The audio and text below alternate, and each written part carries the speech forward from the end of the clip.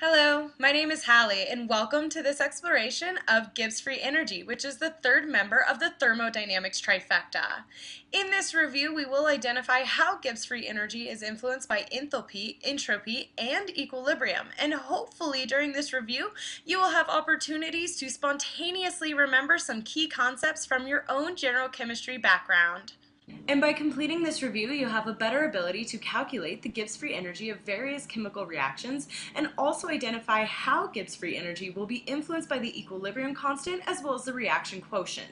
And you'll also be able to attack questions such as this one, which gives you a few specific criteria and asks you to predict the Gibbs free energy of that system.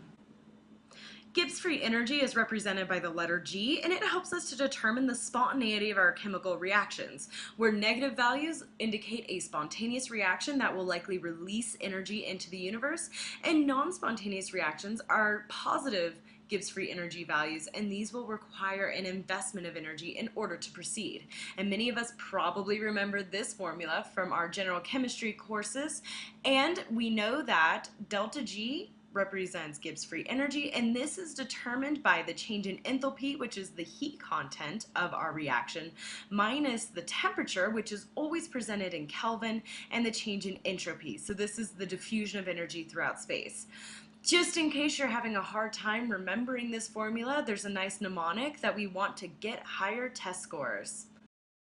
Being able to predict how the temperature can influence the spontaneity of a reaction could be a huge advantage on test day because it could save you some time. Remember that temperature is always reported in Kelvin, so this will always be a positive value because 0 degrees Kelvins is absolute zero. But let's look at how enthalpy and entropy can influence the spontaneity of a reaction in relation to the temperature. Let's start with endothermic reactions. So this is when we have a positive enthalpy, and let's also start with a positive entropy. Can we predict the spontaneity of this reaction? Well, it depends on the value of T. So as the temperature increases, the T delta S portion of the equation will become more negative, and it will eventually reach a magnitude large enough to overcome the endothermic nature of this reaction and make delta G negative. So it's temperature dependent. Let's look at another endothermic reaction, but this time with a negative entropy. Can we predict the spontaneity of this reaction? This will be non-spontaneous at all temperatures, and this is because the minus sign in front of the T delta S will multiply by the negative sign in the entropy, making the overall T delta S value positive. So positive enthalpy plus a positive T delta S will make the delta G positive, or non-spontaneous at all temperatures. Let's now look at exothermic reactions where we have a negative enthalpy, and let's start with a positive entropy. Can we predict the spontaneity of this?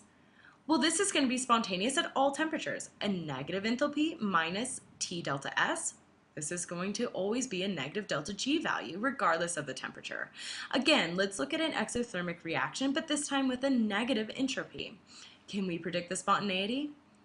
Well, this will be spontaneous, but only at low temperatures. Remember that the minus sign in front of T delta S will multiply by the negative sign in the entropy, making that value positive. So as temperature increases, the magnitude of the T delta S portion of the equation may overcome the exothermic nature of this reaction, making the delta G positive and non-spontaneous at high temperatures. So how could we use this to save us some time on test day?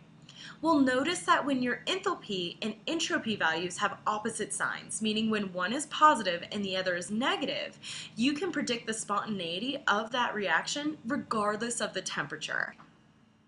An important skill that you will want to have for test day is to be able to look at reaction profiles and predict the spontaneity of the reaction. So in this particular reaction, we see that the free energy of the reactants is much greater than the free energy of the products. So our overall delta G will be negative. So we would expect this to be a spontaneous reaction.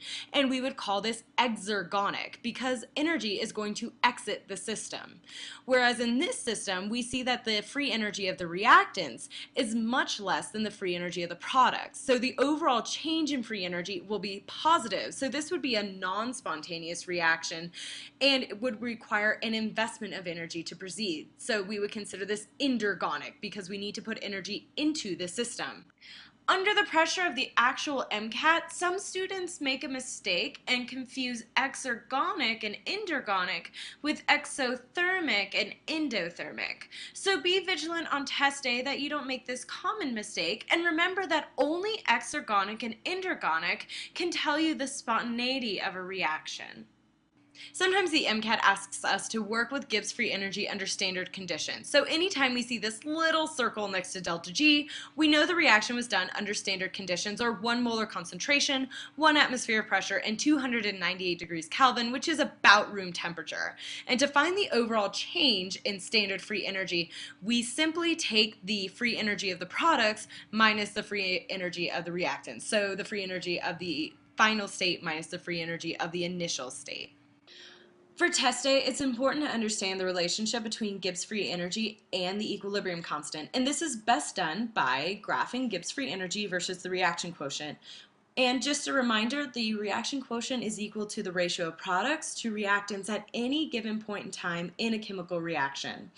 And we would expect equilibrium to be represented by the lowest portion of this graph. And this is where KEQ is going to equal the reaction quotient. And we know that Gibbs free energy will be equal to 0 at equilibrium. Sometimes it's easier to understand the relationship between the equilibrium constant and Gibbs free energy by putting it into real-world context. So let's think of this graph as a valley between 2 hills. And let's say that we take a ball and we put that ball anywhere on this graph, and we let the ball go and we allow it to roll around. Where would we expect the ball to come to rest?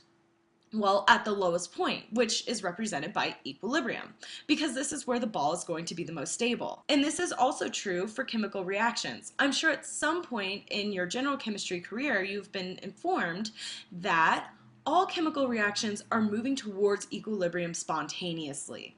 And the same is true of the ball. If we put it on a hill and we let the ball go, it will roll towards the valley. However, let's say that we want to move the ball away from equilibrium or away from the valley. Well, we can't just stare at the ball and expect it to spontaneously roll uphill. We know that we're going to have to invest some form of work or energy in order to move the ball away from equilibrium. And the same is true of chemical reactions. If you want to get that reaction out of equilibrium, you're going to have to apply some outside energy in order to move it away. However, now that we've rolled the ball up the hill a little bit, let's say that we stop applying that force or that work. Well, we know that the ball will once again spontaneously roll down the hill towards the valley. And the same is true of our chemical reactions. Once we move the reaction away from equilibrium and we stop applying that outside energy, we know that the reaction will once again spontaneously move towards equilibrium. Now that we've identified that there is a relationship between Gibbs free energy and the equilibrium constant, we can use these values to find the standard free energy of a reaction. As long as we know the ideal gas constant, the temperature in kelvins, and the equilibrium constant.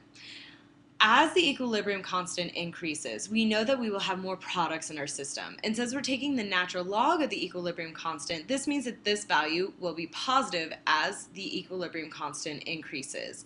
So as the amount of products increase, this means that delta G will become more negative and will be more likely to be spontaneous. Well, let's practice our new skills by attacking a practice question which asks us to predict the delta G values, the equilibrium constant, and the reaction quotient in a specific system. And the correct answer is B. We're looking for a non-spontaneous system, so we know that delta G must be positive. So we would automatically eliminate answers C and D. If we want a reaction to be non-spontaneous in the forward reaction, we would expect to have too many products in our system. So this would mean that we have a reaction quotient that is larger than our equilibrium constant because we accidentally moved past equilibrium. Let's try another question which asks us to identify at what temperature will this particular system be at equilibrium. And the correct answer is D. Remember our formula that uses enthalpy and entropy to find the Gibbs free energy of a system.